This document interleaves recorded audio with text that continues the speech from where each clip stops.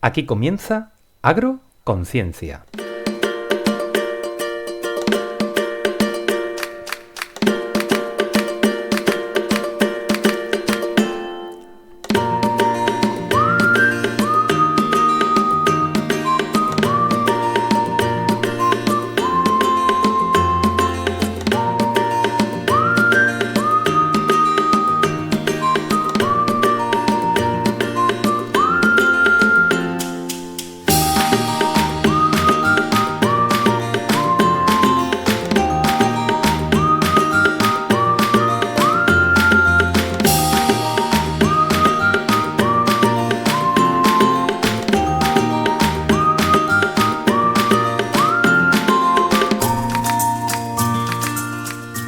Muy buenas, queridas y queridos cientófilos y agrófilos, Agroconciencia, un programa que tiene como objetivo que paséis un buen rato hablando de ciencia y de agronomía. Y como hay vida más allá de agujeros negros, materia oscura y teoría de cuerda, pues se nos ha ocurrido hacer un programa en el que quepa toda la ciencia, que sea transversal y además divertido. Y casualidades, pues resulta que la agronomía pues tiene de todo. Así pues, en este programa vamos a poder hablar de física, de matemáticas, de biología, de química, de botánica, de geología. Bueno, en definitiva, vamos a hablar de ciencia. Y no hay cosa que nos gustaría más que estuvierais ahí donde estéis, escuchándonos. ¿Y dónde? ¿Dónde nos podéis escuchar? Pues en todas las plataformas de podcast. En iVoox, Apple Podcast, Google Podcast, donde puedes darle a suscribirte, que es gratis, y aparte de hacernos feliz, pues estarás informado de los nuevos programas que vayamos haciendo próximamente. Y por si no fuera poco, puedes encontrarnos en nuestro blog agroconciencia.es, todo juntito y sin mayúsculas, donde iremos colgando todos los programas con contenido extra, la referencia de los artículos que vayamos comentando, etc. Y para contactar con nosotros podéis hacerlo en el correo oyentes@agroconciencia.es. En el correo pues podéis resolver alguna duda que tengáis, que no hayamos explicado bien, algún tema, realizar sugerencias también de algún tema en concreto que os interese tratar, o bueno, simplemente criticarnos, ¿no? En fin, prometemos leer todos los mensajes que nos mandéis y contestar, ¿por qué no? Claro, por supuesto. En fin, que para el tertulia de hoy, pues tenemos desde la campiña sevillana, en un lugar donde un emperador escribió que era la fortaleza de la Bética, sitio con mucha historia. Allí está nuestro querido Leonardo Martínez. Él es ingeniero agrónomo por la Universidad de Sevilla, agricultor, viverista y además es una de las mentes más inquietas que conozco. ¿Qué tal estás, Leo? Muy buenas a todos, ¿qué tal estamos? Otro día más aquí en Agroconciencia. Muy bien, muchas gracias por estar ahí hoy, otra noche más, Leo. Y desde Mairena del Aljarafe, pues la atalaya de un lugar maravilloso que es el Aljarafe sevillano. Allí se encuentra nuestro querido Juan Nieto. Él es ingeniero agrónomo, doctorando en el Departamento de Producción Vegetal de la Escuela de Ingeniería Agronómica de Sevilla y también es una mente inquieta. ¿Qué tal? ¿Cómo estás, Juan, querido? Muy bien, muy bien, muy bien. ¿Qué tal? ¿Qué tal? ¿Cómo estamos? Pues yo deseando comenzar, la verdad. Sí, yo creo que esta noche tenemos unos temas que como mínimo yo creo que van a dar mucho juego a la tertulia. En fin, Sí, bueno, sí. yo no me he presentado, pues soy Manuel Infante, también soy ingeniero agrónomo. Soy doctorando en el Departamento de Producción Animal de la Escuela de Ingeniería Agronómica y nada, junto con mis otros dos compañeros estoy aquí contentísimo de estar una noche más con todos vosotros en este programa que es Agroconciencia y que esperamos que os guste. En fin, que hecha todas las presentaciones, pasamos a la tertulia y hoy tenemos preparados unos temas que igual no sé cómo catalogar lo que trae hoy Juan, porque nos vamos a ir al antiguo Egipto alrededor de 4.000 años. Juan, ¿qué pasó en el antiguo Egipto hace 4.000 años y que hoy no, yo por lo menos estoy intrigadísimo? ¿Qué es lo que es? Bueno, que no se confunda el oyente y esto no se ha convertido en un podcast de historia. Bueno, la agricultura tiene mucho de historia, ¿eh? Y yo creo que habrá muchos momentos para hablar de la historia de la agronomía, que al fin y al cabo es la historia de la humanidad y de la sociedad, ¿no? Bueno, esto va en esta línea, ¿no? Y bueno, es completamente diferente a lo que venimos acostumbrados, pero he leído este artículo la semana pasada y me parecía muy interesante comentarlo aquí con vosotros y con los oyentes. A ver, os quiero hacer una pregunta. ¿Dónde está publicado, Juan? Bueno, lo adelanto ya, lo adelanto. Está publicado en Nature Plants, ¿vale? Es de un grupo de investigación compuesto por investigadores franceses y británicos, ¿vale? Y os quería hacer una pregunta primero, antes de empezar. Leonardo, Manuel, ¿habéis ido al Museo Británico, alguno de los dos, o al Louvre? Yo he estado en el Louvre, correcto. Yo sí que he estado en el Louvre, Juan. ¿Y tú, Manuel? Yo estuve en el Louvre, pero me salí después de ver la Mona Lisa. No aguanté mucho rato. Normal. Bueno, pues una cosa que se ve muy bien en ambos museos, y desde luego hay menos cola que para la Mona Lisa, sobre todo porque hay muchas momias. Hay muchas momias. Y yo no sé si yo cuando veo a las momias, ahí me llama mucho la atención que los ajuares funerarios y que las telas de lino aguanten todavía. Bueno, pues eso es lo que este grupo ha estado investigando. El artículo se llama así, ¿no? Lecciones de la historia textil y de la durabilidad de la fibra de 4.000 años de edad del lino egipcio. Y es que estos investigadores también se quedaban muy sorprendidos por la excelente calidad del lino después de haber pasado 4.000 años. Entonces, bueno, aquí discuten principalmente acerca de dos teorías. De hecho, Juan, perdóname un inciso. Si nos vamos a la historia, pues hoy hemos empezado con un programa de historia.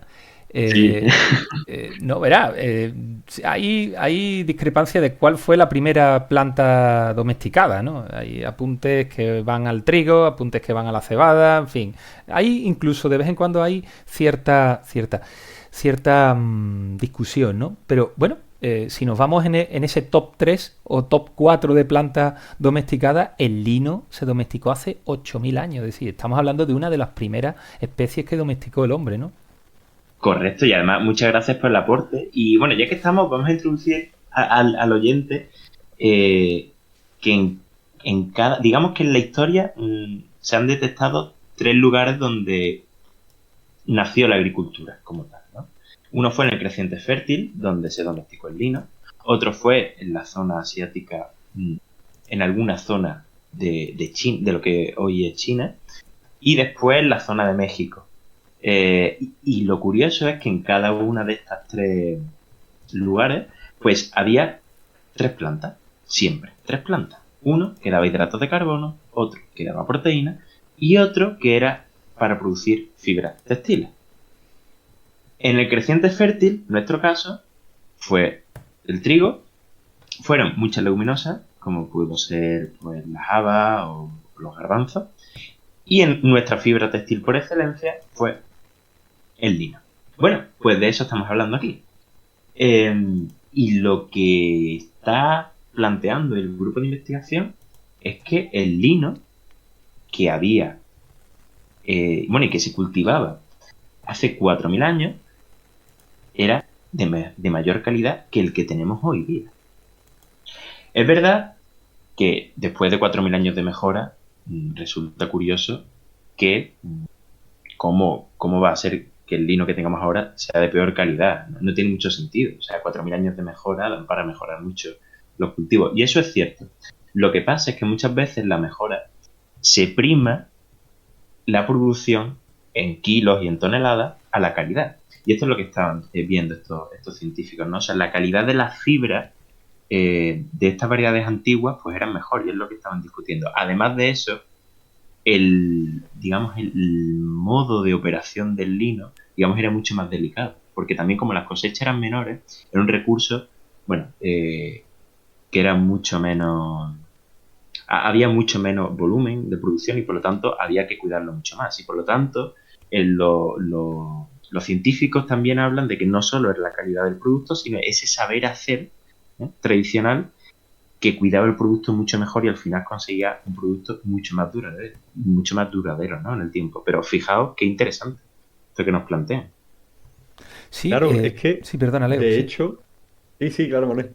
Claro, de hecho es curioso, ¿no? Porque si nos fijamos, las prendas de hoy en día, manufacturación que llevan, ¿vale? Es muy rápida, por así decirlo. Entonces, antiguamente, las prendas, como bien ha comentado Juan, pues se tardaba mucho más en hacerlo, ¿no? Eso realmente, en valores económicos actuales, ¿no?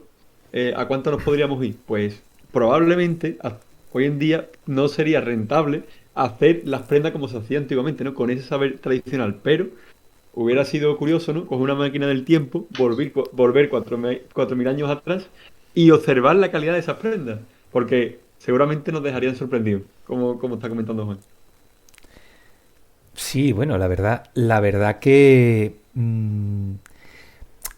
llama la atención, pero llama la atención no solamente la calidad, pero a mí me gustaría, haciendo un poquito, ya que has introducido el tema de la mejora, eh, mm, bueno, la mejora, muchas veces decimos, mejoramos para producir más, mejoramos para producir mejor, pero todas las especies que nosotros como civilización, como seres humanos conservamos, perdón, cultivamos, tienen una mejora y la mejora nos permite comer alimentos que antes eran inviables. Es decir, te pongo el ejemplo de la solanácea, ¿no? El tomate, ¿no? Que es de la familia de las papas.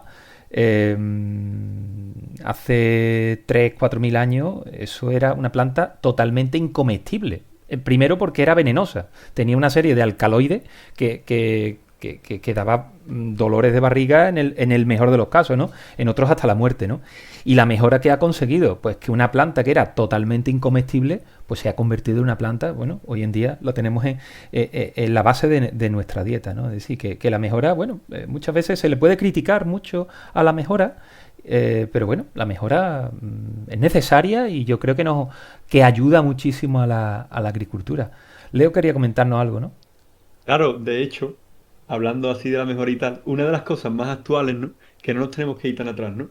Es un caso curioso, ¿no? Porque bueno, como bien has dicho, mi familia han sido agricultores de siempre, ¿no? Y siempre han estado con el melocotón. Entonces el melocotón tiene una particularidad, que es que su semilla, ¿vale? Contiene ácido cianhídrico, ¿vale? ¿Qué es el ácido cianhídrico? Pues el cianuro, que hemos visto muchas veces que sabemos que es muy mortal. Entonces, claro, es curioso, ¿no? Porque de siempre, ¿vale? La almendra, o sea, el almendro es de la misma familia que el melocotón, ¿no? Pues la almendra amarga que se come uno, ¿vale? Aunque pueda parecer inofensiva, pero no lo es. O sea, la almendra amarga también posee cantidad de ácido cianhídrico. Es decir, ingiriendo X cantidad de almendra amarga, pues podrías llegar a intoxicarte, ¿no? Entonces, qué es lo que hace la mejora, ¿no? Pues que las variedades modernas de almendro, que esto estamos hablando, pues de 40 años, vaya, de 30 a 40 años aquí, pues básicamente no son amargas las almendras. O sea, no hay ni una sola almendra amarga. Hay muy poco, es un caso muy, muy raro. Entonces, es una mejora en estos tiempos más actuales, más pequeños. Y bueno, y es bastante interesante. Me encanta. Yo estaba ahora pensando que como sabía, a mí me gusta mucho alternar con una cervecita y un platito de aceituna. Menos mal que el olivo no tiene las cualidades del almendro, ¿no? Porque para diferenciar la cervecita cuando se le echa el huesecillo, si es más de uno se vería comprometido, ¿eh? Menos mal. Sí, bueno, a Pero mí sí, se me viene a la cabeza también el caso de la berenjena. Yo me acuerdo, mi abuela siempre me contaba que las berenjenas antes amargaban mucho y yo recuerdo también de haberlas lavado y en leche para quitarle el amargor. Pero y mi abuela me decía, pero ya las berenjenas ya no amargan tanto como antes. Pero eso es también por lo mismo, ¿no? Es mejora y sí, se sí, van sí, sí, quitando atributos negativos, ¿no? claro. Bueno, Es y otro complicado. ejemplo, Correcto, la sandía. La sandía correcto. hace también en época de los egipcios, la sandía, que de hecho está constatado porque hay papiros donde se ve el cultivo de la sandía. que es también de la familia de los pepinos, eran blancas y seguramente tendrían el mismo sabor de los pepinos. Y cómo la mejora, la selección ha conseguido que hoy en día tengamos las sandías que tenemos. Aunque bueno, ahora ya las sandías sin pepitas, estas que son partenocárpicas, etcétera, eso ya es otro nivel, ¿no? Pero bueno, que la mejora es muy potente y gracias a la mejora vegetal pues tenemos la posibilidad de comer unos productos que son maravillosos, ¿no? Bueno, Correcto. bendita mejora, ¿no? Sí, claro.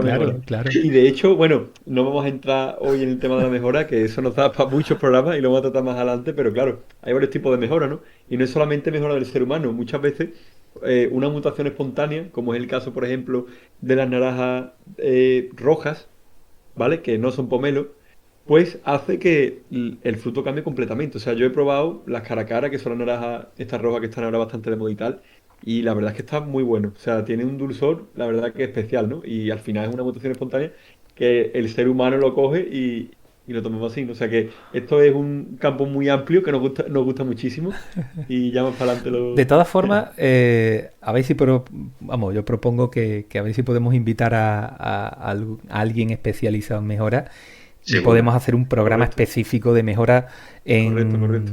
en planta. Yo creo que puede ser bastante interesante. Pero bueno, Juan, ¿qué le pasaba a estos egipcios y a estas fibras de lino que al final nos hemos ido por el apartado de la mejora y... Es lo que tiene, es lo que estaban comentando, ¿no? Al final, de que nada, esa combinación de variedades antiguas y ese saber hacer, pues hacían que la durabilidad fuese tanta. Pero nada, no tengo nada más que comentar. Era simplemente lo leí y dije, qué interesante, esto lo tengo que comentar. Aunque sea un ratito. Muy bien. Y desde luego la mejora está muy ligada con la historia y son dos temas muy apasionantes. Muy bien, bueno, pues sí, la verdad que interesante, la verdad que el artículo.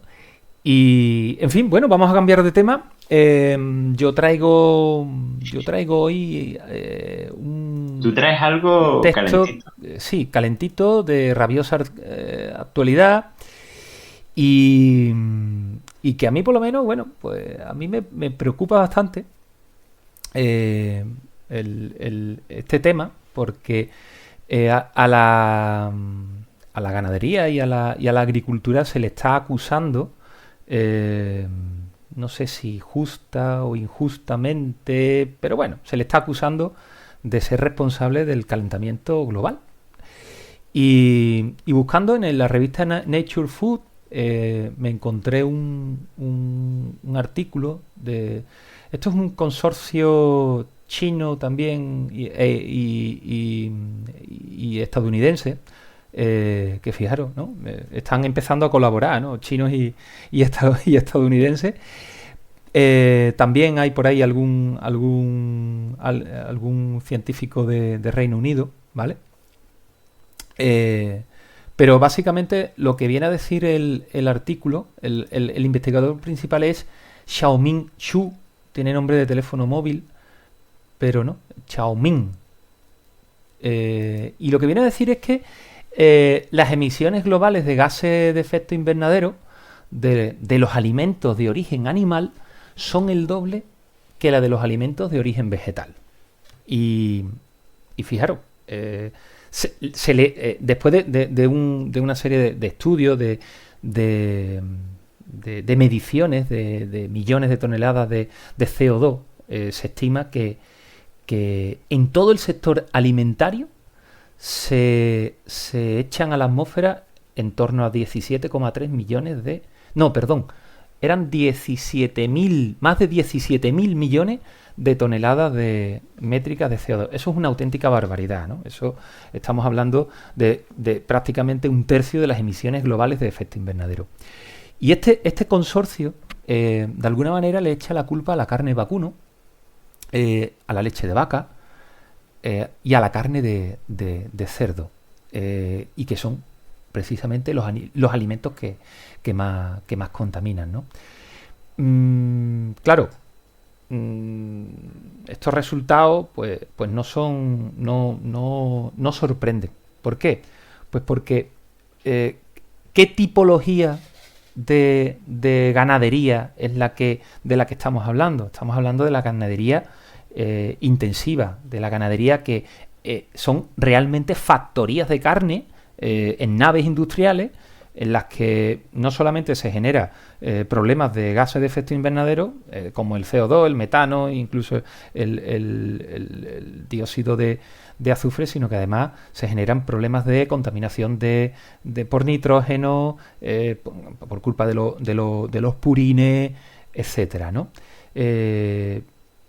Juan, ¿qué me quería decir? Bueno, sí, es que también cuando se hacen este tipo de análisis, digo porque el oyente puede que no lo sepa, se computa todo, incluso, o se debe de computar todo, si no el cálculo no está bien hecho. Estos animales se alimentan y estas grandes emisiones de metano o de CO2 no son solo producidos por los mal llamados los peos de las vacas, que no son peos, son eructos. Por cierto, pero es, digamos, el análisis de todo el sistema, ¿no? La producción de ese alimento que necesita el animal, digamos, desde el principio de la cadena hasta el fin. Y claro, es ese incremento, ese coste de producción de alimentos, esa gestión de residuos después, que si se hace mal también produce mucho gases de efecto invernadero. Al final la que hace el cómputo. Yo, de todas formas, yo tengo aquí sensaciones encontradas, ¿vale? Y es que en la literatura científica, bueno, en parte de la literatura científica que intenta, digamos, de algún modo hacer que la ganadería industrializada, y bueno, ahí es donde un poco reside la cuestión, ¿no? Tenga menos impacto en el medio ambiente, plantean el paso de sustitución de rumiantes por monogástricos, ¿no? Rumiantes como pueden ser vacas, ovejas, cabras. El paso de eso a monogástricos como pueden ser cerdo y pollo. Juan, pero eso, vale, pero eso, con datos en la mano, nosotros podemos decir que la carne de vacuno es el 25% de las emisiones relacionadas con la alimentación. Es decir, un cuarto lo tiene la ganadería del vacuno. Pero eso es, yo creo que eso es un poco sesgado. Lo que alguna parte de la comunidad científica plantea como solución. Es decir, dejar de criar vacas y cultivar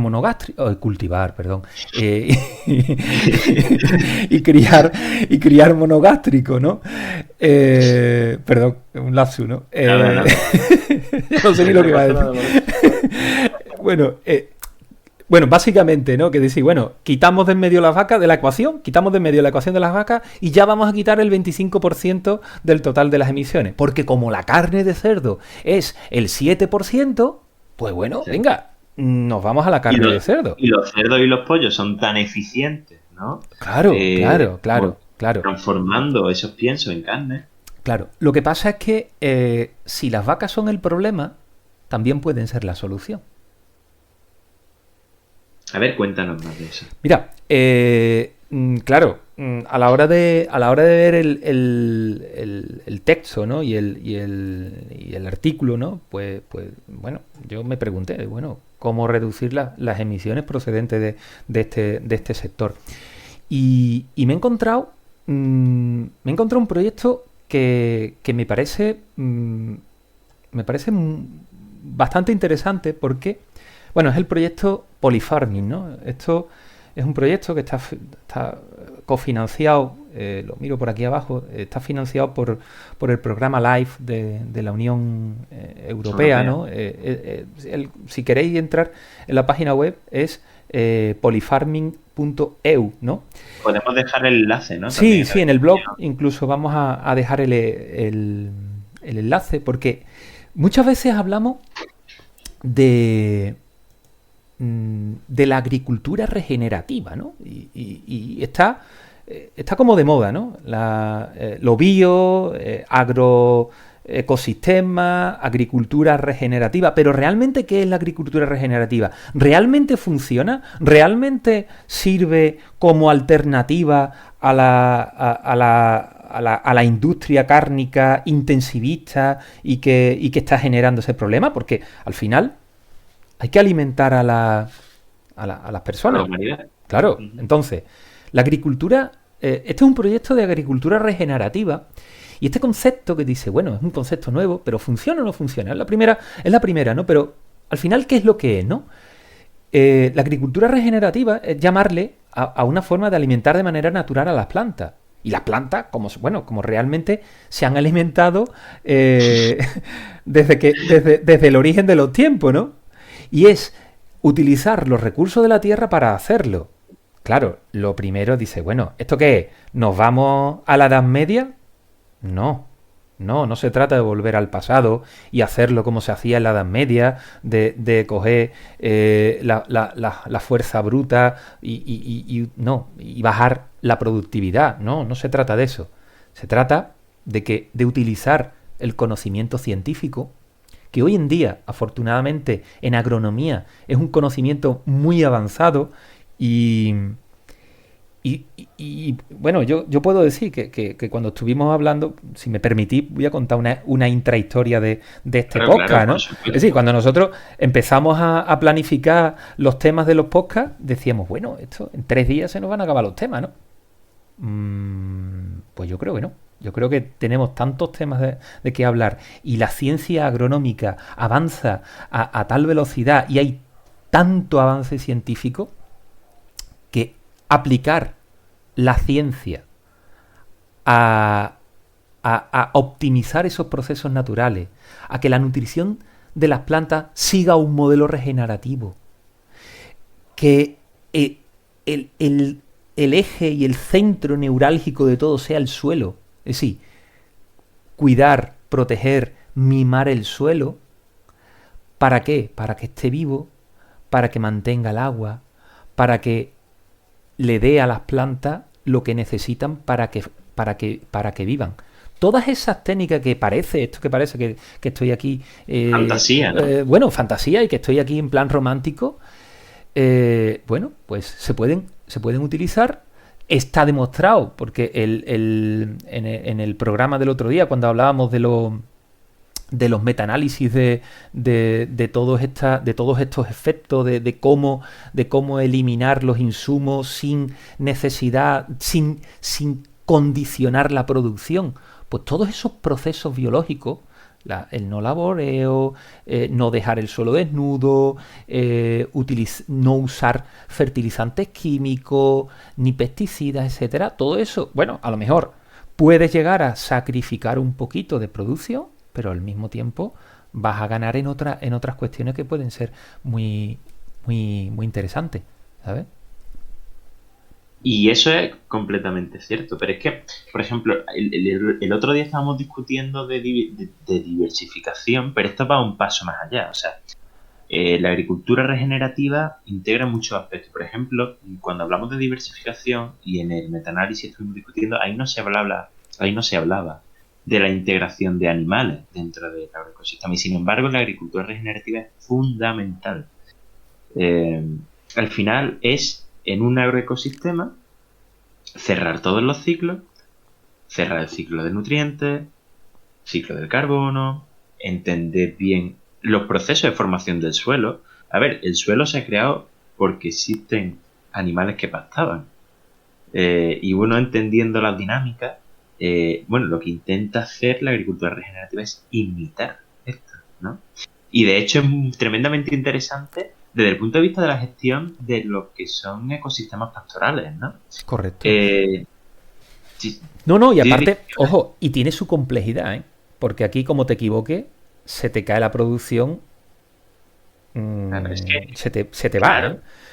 Claro, es que estos ciclos de producción son mucho más difíciles. Efectivamente, entonces, es complejo, necesita la aplicación de una tecnología, pero al final termina siendo más rentable. Claro, el tema es el plazo. O sea, a corto plazo, ¿no? Hay que ver al final los beneficios a un largo plazo. Y no solamente, muchas veces, a un largo plazo de la vida de uno mismo, sino después también, parece mentira, ¿no? Como qué clima le dejamos a nuestro hijo, ¿no? ¿Qué suelo le dejamos a nuestro hijo, ¿no? Como agricultor, ¿no? Porque no es lo mismo que, ¿sabes? Es algo interesante. Porque claro, a corto plazo, ¿no? Tú dices, bueno, tal, ¿para qué estoy regenerando esto, no? Pero es que a lo mejor dentro de 50 años, a quien tú le dejes la tierra y tal, pues a lo mejor no tiene dónde cultivar, porque es que Bueno, se ha convertido en un terreno yermo. pues por qué he traído este proyecto? Lo he traído hoy al programa. Pues porque demuestra, fijaros, demuestra que un sistema de gestión agrosilvopastoral, es decir, ¿Esto qué es? que meta la agricultura, la silvicultura, lo que es el bosque, y la ganadería, o sea, que lo integren, eso es capaz de mejorar la sostenibilidad ambiental, la sostenibilidad social y además la sostenibilidad ecológica en zonas, por ejemplo, de montaña en la zona mediterránea, que estamos despoblando España y sobre todo las zonas de montaña. Yo qué sé, en Cuenca leí que tenía una densidad de población como Laponia, ¿no? Que eso ya tiene baja, ¿eh? Madre mía. Es bastante interesante, ¿no? Y qué propone, y sobre todo, cómo lo propone, ¿no? La huerta regenerativa. Como decía, ¿no? Pues tú tienes... Ah, bueno, sobre todo, ¿cuánto tiempo han tardado estos señores en tener un resultado? Bueno, o cuánto dura el ensayo para poder concluir los resultados. O sea, llevan un ensayo de 6 años. Entonces, ellos, Empieza ya a ver resultados, ¿no? sí, hombre, y han presentado resultados, ¿no? Entonces, después de los primeros años, ¿no? En la finca piloto que tenían allí, el proyecto está en Girona, en Planeses, ¿no? Eh, Fijaros, en los 3 primeros años el suelo ya almacenó pues alrededor de 30 veces más carbono atmosférico que un suelo convencional. Eso ya son resultados inmediatos prácticamente, ¿no? Pero además, analizando los pastizales regenerativos, lo que es la combinación de pastos y pastoreo, de animales pastoreando, por eso decía que las vacas son el problema, pero también pueden ser la solución. Esos pastizales secuestran 3 veces más carbono al año que un pasto sin gestionar. Entonces, el secuestro de carbono, que tú dices, "Jo, ¿eso qué diablo es?". Bueno, el secuestro de carbono es eliminar CO2 de la atmósfera y meterlo en un reservorio, ¿vale? Después de 6 años, ellos ya han contabilizado que el suelo, lo que es el suelo, ya es un sumidero de carbono almacenado. Claro. Pero aparte es que no se libera la atmósfera, porque tú puedes decir, oye, yo convierto el carbono en materia orgánica y bueno, mientras que se va deteriorando la materia, o sea, cuando se degrada la materia orgánica, vuelve otra vez. No vuelve. Es decir, se mantiene almacenado y se emite un 40% menos de CO2 que un suelo convencional. Agrícola convencional. ¿Por qué? A ver, Bueno, ojo, ¿pero por qué? Porque no necesitan pesticidas y no necesitan fertilizantes. Es decir, la fertilización natural del suelo reduce el uso de la maquinaria, reduce el uso del químico y al final es mucho, desde el punto de vista medioambiental es sostenible. Perdona, Juan, sí. no, y también seguramente porque yo no sé si el sistema es solo silvopastoral o hay también algo de agricultura en el proyecto, si la hay. Estoy casi seguro, por como me lo estás describiendo, que la agricultura esa está sometida a muy poca intervención en el suelo. Que al final eso es lo que modifica la mineralización de la materia orgánica. A ver, el laboreo es verdad, degrada la estructura del suelo y lo hace, pero hay que pensar también que toda aquella materia orgánica que se degrada libera nutrientes. De hecho, el boom de las producciones al principio de este siglo fueron gracias al laboreo, porque no se utilizaban fertilizantes. Eso fue la materia orgánica que llevaba ahí miles de años, se liberó y sirvió de fertilizante. ¿Qué ocurre? Eso es pan para hoy y hambre para mañana. Además está hipotecando la funcionalidad que tiene toda esa materia orgánica en el suelo, porque claro, y además ya no es solo el secuestro de carbono, que está muy bien, y sobre todo en el contexto de emergencia climática en la que estamos, ¿no? Pero poniéndonos desde un punto de vista de funcionalidad del agroecosistema, es un suelo con más materia orgánica, es un suelo con mejor estructura, mejor aireación, mejor capacidad de almacenaje de agua, y eso además en nuestro contexto De hecho, de clima seco, lo tienen claro. cuantificado. Es decir, ellos han cuantificado que los suelos con este sistema de agricultura regenerativa tienen una capacidad entre un 15 y un 20% de mayor capacidad de retención de agua. Pero además no solamente retiene agua, sino que se previene la erosión. Es decir, previenes la pérdida del suelo. Si habláramos con cualquier gestor de pantanos de España, uno de los principales problemas que tienen los pantanos en España es que se están colmatando del suelo de los alrededores. Es decir, algunos Pero lo van a tener que dragar, vamos. Sí, pero de todas formas, ojalá fuese ese el mayor problema de la erosión, que se colmaten los pantanos. O sea, eso implica perder la capa protectora del suelo, la capa fértil, donde se concentra toda la actividad de los microorganismos, toda la materia orgánica y la gran mayoría de nutrientes. Entonces, al final estamos generando un suelo pues inerte, ¿no? Y estéril, como el de Marte. Pues sí, pues sí. Y bueno, y lo más importante, ¿qué es lo que hacen? ¿No? Eso, cuéntanos. Estamos hablando de la cuestión teórica, pero ¿ellos qué es lo que hacen? Pues mira, ellos lo primero que hacen es decir, bueno, ponemos el suelo en el centro de todo, ¿no? Entonces, ¿qué es lo que, por ejemplo, las vacas pues van pastando cada día en una parcela de pasto diferente, y hasta que no pasa un tiempo no vuelven a la zona? ¿Por qué? Porque no quieren estropear la... De hecho, bueno, es que esto es comprender cómo se genera el suelo. Y es súper importante. Los pastos, las especies que forman los pastos, han evolucionado junto con los rumiantes que iban en rebaño.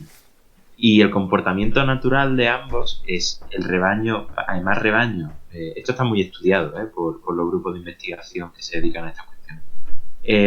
Los rebaños de animales iban juntos por miedo también de depredadores, por lo tanto se generaba un impacto en una zona intenso pero breve en el tiempo, es decir, los animales llegaban, comían lo que en ese momento había, orinaban, echaban también estiércol y se iban y dejaban a esa especie del prado recuperarse. Y en realidad eso hay muchos científicos que ya lo están cuantificando.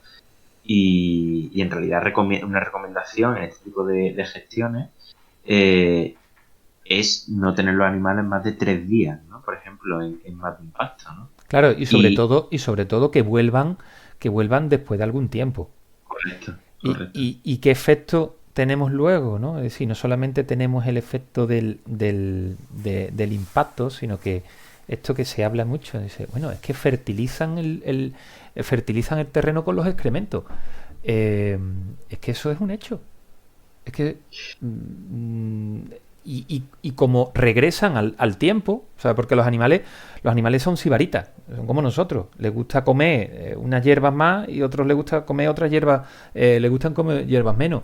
Entonces, ese equilibrio, lo que hace que no esté sobreexplotado es que se recupere la hierba de calidad. Claro, pero es que además, más ahí, o sea, porque es cierto, es verdad, el estiércol fertiliza, obviamente, contiene los macronutrientes principales y los micros, genial. Pero el elemento que fija el carbón en el suelo no es el estiércol, son las especies del prado.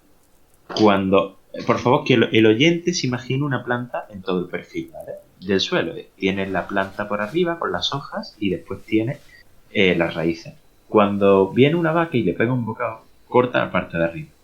La planta no puede mantener toda la estructura radicular con una parte de abajo de arriba menor, porque la mitad se la lleva la vaca. Entonces recorta para abajo, ella sola, elimina parte de las raíces, esa raíz se degrada, se liberan compuestos orgánicos de cadena corta que estimulan la actividad de los microorganismos y empieza a generar una serie de reacciones en cadena que al final son los que pues muestran todos los beneficios, ¿no? De este tipo de prácticas. Efectivamente, efectivamente. Y bueno, básicamente, bueno, también utilizan gallina Sí. y conejo, y los dejan libremente por zonas de pasto también, como las vacas. Y es más, ellos transportan los gallineros y hacen corrales móviles. Y claro, eso qué es lo que estamos generando aquí. Estamos generando un modelo de relación planta-animal que hace que el ganado sea una pieza clave para para la fertilidad del suelo. Pero no solamente ganado, ojo, porque también emplean los recursos del bosque para nutrir y proteger el suelo, y también es una forma de absorber agua, ¿sabes? Claro, y es que, por ejemplo, además, yo lo que he leído de la integración también de pollo, gallina con estos sistemas, normalmente si se tienen las instalaciones para rotar, que algunas son súper rudimentarias, pero bueno, es que quizás estos sistemas de producción más sostenible no tienen por qué ser tan tecnificados, ¿no? De hecho, son muy tecnificados en cuanto a conocimiento científico, en realidad. Pero bueno, lo que quiero decir es que muchas veces se pasan estas gallinas o estas aves una serie de días después de que ya han pasado las vacas. Lo que se hace es imitar la naturaleza una vez más, porque de esos excrementos van a salir muchos artrópodos que se alimentan de esos productos, y claro, llegan las gallinas y picotean. Y entonces parte de la alimentación de las gallinas, no toda, va a ser también la generada por este sistema en su conjunto. Entonces al final se empiezan a generar una serie de sinergias, ¿no? Que es lo que tú estabas comentando, Manuel, que es lo que hace que el sistema en su conjunto produzca más con menos. Aparte, y para no estar continuamente girando en torno al ganado, que es una pieza muy importante, ellos hablan de un concepto de complementariedad de productos, ¿no? Es decir, ¿a qué se refieren, ¿no? Es decir, porque que un sistema sea... Que un sistema agro-silvopastoral sea sostenible, no solamente tiene que ser sostenible desde el punto de vista ambiental, es decir, como estamos hablando, ¿no? También tiene que serlo social y económicamente, ¿no? ¿Y qué es lo que hacen? Pues fijaros, las combinaciones de la complementariedad de productos combinan varios productos y varios usos a nivel de finca, ¿sabes? De tal manera que se generen sinergias entre los productos. Es decir, ¿eso qué ventaja tiene? Pues primero, economiza gastos. Permite obtener más productos en el mismo espacio. Es decir, fruta, carne, forraje, leche, hortaliza, huevo. Es decir, obtienes diferentes productos en un mismo espacio y al mismo tiempo va a generar una mano de obra que... la vas a mantener, es decir, vas a necesitar mano de obra, porque si nosotros nos vamos, por ejemplo, a una explotación lechera hipertecnificada, podemos tener perfectamente 500 vacas y eso se genera pues, con 1 o 2 operarios, no más. Y aquí se genera mano de obra. ¿Y qué es lo que ocurre? Pues que la complementariedad de trabajo de mano de obra además resulta que es rentable, ¿no? Claro, claro, no. Totalmente de acuerdo, ¿no? Además, mientras más trabajo le puedes dar al humano, pero también, por otro lado, ¿no? A mí también me gusta pensar en que al final hay un equilibrio, ¿no? Porque, aunque la granja sea muy tecnificada, pero claro, siempre por detrás ha habido un técnico, ha habido alguien que ha desarrollado ese proceso, hay otro técnico que también va a mantenerlo, o sea que básicamente pues se cambia uno por otro, ¿no? ¿Qué modelo es mejor o qué es mejor? ¿Tener más mano de obra directa o tener más mano de obra indirecta, ¿no? Bueno, eso ya cada uno puede hacerse su propia historia. Claro, pero al final a mí me gustaría porque estoy mirando la hora y se nos está acabando el tiempo, ¿no? Pero simplemente para terminar, Qué raro esto. simplemente Qué raro, qué para raro. terminar, a mí me gustaría reflexionar, ¿no? Es decir, qué tipo de sociedad queremos, qué tipo de alimentación queremos, y me gustaría que se reflexionara, ¿no? Y muchas veces eh, pensamos que la intensificación, ojo, que no tecnificación, es que eso da para otro programa, ¿no? Y no quiero abrir otro debate. Correcto, no es lo mismo, tanto la tecnificación como la intensificación. Efectivamente, Ese es decir, correcto. una cosa es la tecnificación y otra cosa es la intensificación.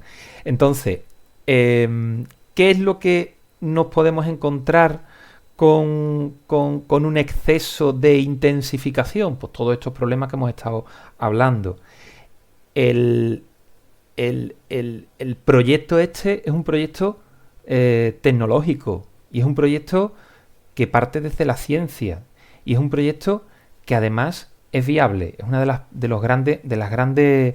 las grandes preocupaciones que se tienen. Viable económicamente también, pero aparte socialmente, porque permitir que familias enteras puedan vivir de una explotación agrícola pequeña, cosa que hoy en día, con la competitividad que hay en el modelo intensivista, no es posible, fija población al territorio. Y también es una manera de luchar contra la despoblación rural, que es un problema creo que bastante serio. Igual deberíamos de hablar en otro programa de la despoblación rural. Seguro que sí. Y se me ocurren un par de invitados que yo creo que nos pueden aportar muchísima información. Lo que pasa que, amigo, todo lo que tiene un inicio tiene un final. Y resulta que hasta aquí llegó hoy Agroconciencia. De verdad, Juan, Leo, muchísimas gracias por estar ahí otro día más. Muchísimas gracias a todos los oyentes y bueno, espero que cada día les guste más porque nosotros la verdad que disfrutamos mucho y queremos transmitírselo eso al oyente y que pase un buen rato. Sí, sí, sí. La verdad, esa es nuestra intención, que pasen un buen rato y bueno, y a ser posible que no se duerman. Pero si hay alguno que se ha dormido, mira, tampoco pasa nada. Algo habremos hecho también, ¿no? A lo mejor te sufrió un poquito de insomnio, ¿no? Pero bueno, fuera de broma, de verdad, queridos oyentes, esperamos que os haya gustado el programa de hoy. Os emplazamos al próximo programa que grabaremos próximamente. Y no me gustaría despedir el programa sin recordaros que si queréis podéis suscribiros al programa en vuestro agregador de podcast. Así vais a poder enteraros cada vez que subamos un nuevo programa. Y recordaros el correo electrónico en el que podéis mandarnos vuestras sugerencias, vuestras críticas, etcétera. Era oyentes@agroconciencia.es. Y lo dicho, muchísimas gracias por estar ahí y hasta el próximo programa.